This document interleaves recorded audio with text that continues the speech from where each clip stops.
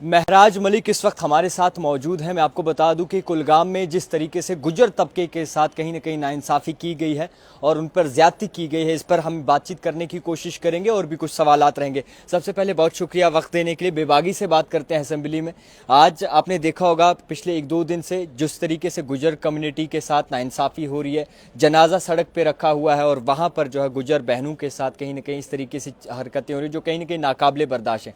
महराज मलिक क्या सोच रखते हैं इस पर? देखिए, गुज्जर की बात हो या किसी भी कम्युनिटी की बात हो, बात है उन नौजवानों की, वो भी किसी माँ बाप के बच्चे थे। उसमें आप कम्युनिटी को ना ही लाएं तो बेहतर है। और जिस औरत को पीटा गया वो महज एक औरत है, वो एक इंसान है। किस कम्युनिटी से मुझे फर्क नहीं पड़ता है, पीटने वाला कौन है मुझे फर्क नहीं पड़ता है, लेकिन वहश्याओं की तरह उन लोगों को पीटना, वो इंसाफ मांग रहे थे सड़क पे, तो उसके बच्चे लापता थे। अब वो अगर मांग कर रहे थे कि प्रशासन कहाँ था, पुलिस कहाँ थी, उन्होंने कार्रवाई क्या की, तो उस पर वो ढांग चलाएंगे, ये वही समझ सकता है। और ढांग चलाने वाले को सिर्फ इस गर्ज से चलाई है कि उसे प्रोटेस्ट नहीं चाहिए, वो ड्यूटी नहीं करना चाहता है, वो दफ्तर में बैठना चाहता है और सड़क को इसलिए खाली करना चाहता है कि उसे वो चीज़ अच्छी नहीं लगती है। अरे उसको पूछो जो सड़क पे बैठा है, जो माँ रो रही है, जिसके बच्चे मर गए हैं और इनको एहसास नहीं, उसके खिलाफ कार्रवाई होनी चाहिए। मैं तो सरकार की नाअहली समझता हूँ। सरकार होते हुए अगर ये सवाल उठ रहे हो और ये चीज़ें हो रही हैं, अगर उन पर कार्रवाई नहीं हो रही है तो मैं शर्मिंदा हूँ। एक हक इंसाफ की बात कर रहे थे, जनाजा सड़क पे रखा हुआ था और इस तरीके से मैं कह चुका हूँ, ये किसी का भी मामला हो, ये हादसा किसी के साथ भी हो, किसी का परिवार के अंदर माँ बाप के सामने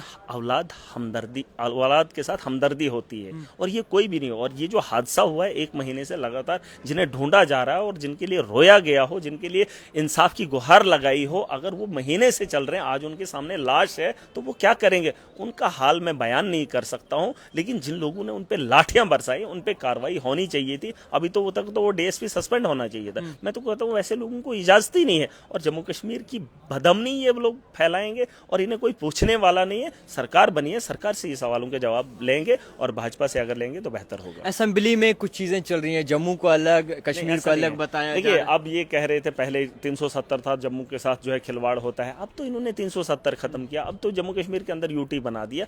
अब भी अगर भाजपा के लोग कहेंगे भेदभाव है, ये नाअहली है इनकी, ये बेवकूफाना टिचकोले, वो पता नहीं पिचकानी हरकतें करते हैं। इनको तो दिमाग है ही नहीं। एक एमएलए उठा, वो बोलता है मैं ट्रांसपोर्टर हूँ, तो ट्रांसपोर्टर में जो है किराए में इजाफा होना चाहिए। ये इस किस्म की सोच रखने वाले, ये माइनिंग करने वाले लोग हैं, ये ठेकेदार लोग हैं, इनको सियासत में लाकर ये तो इनके ऐसे ऐसे सवाल होंगे।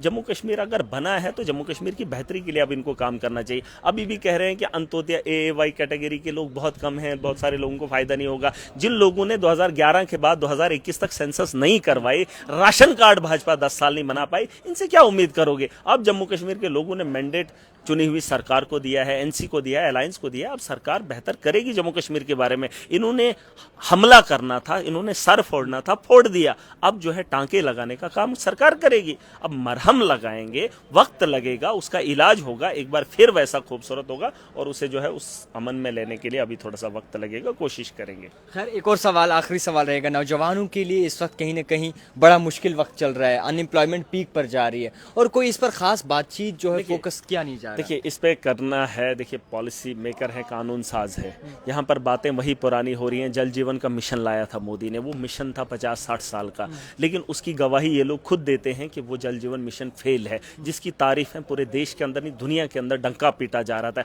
आज एक एमएलए ने कहा कि मेरी पाइप, मेरे इलाके की पाइपें लीक कर रही हैं, एमएलए बीजेपी का बोल रहा है। तो जो मिशन 60 साल का था, मिशन पे था वो काम, वो इतना बड़ा मिशन था, जो मिशन एक ही साल में फेल हो गया। तो कहीं ना कहीं नौजवानों के रोजगार में आप कैसे उम्मीद करोगे? उसके लिए पॉलिसीज बनानी है। मैंने कहा है जैसे माइनिंग से जो है हम रेवेन्यू जनरेट करेंगे, टूरिज्म से हम रेवेन्यू जनरेट करेंगे, और भी बहुत सारी चीजें हैं जिनसे हम रेवेन्यू जनरेट करेंगे, ताकि आने वाले अगले साल में जब बजट में इजाफा होगा तो बेरोजगार नौजवानों को रोजगार मिलेगा। बहुत शुक्रिया वक्त देने के लिए। महराज मलिक हमारे साथ मौजूद थे। फिलहाल देखते रहिए द टाइपराइटर जावेद खान के साथ।